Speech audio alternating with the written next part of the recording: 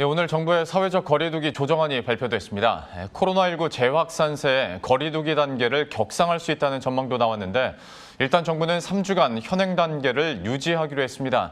결정 배경 등에 대해서 취재기자 연결해서 알아보도록 하겠습니다.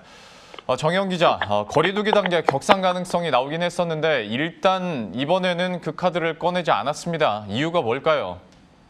네, 정부는 거리두기 단계를 일괄 격상하기보다는 유흥시설 등 집단 감염이 빈발하는 다중 이용시설에 대한 조치를 강화하는 핀셋 방역을 택했습니다.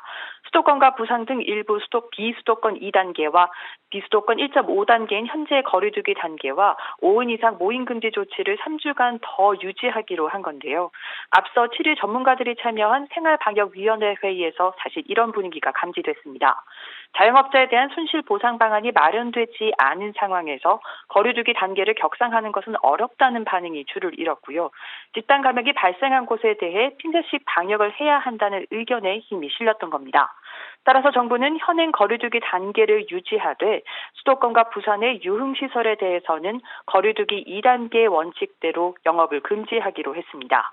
또 감염이 확산되면 카페와 식당, 노래방 등도 영업시간을 9시로 조정할 수 있고 비수도권 지역도 거리두기 단계 격상이나 다양한 방역 강화 조치를 시행하겠다고 밝혔습니다.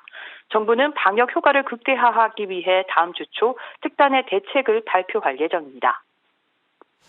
이 코로나19 신규 확진자 현황도 한번 짚어보죠. 네, 오늘 0시 기준 코로나19 신규 확진자 수는 671명을 기록했습니다.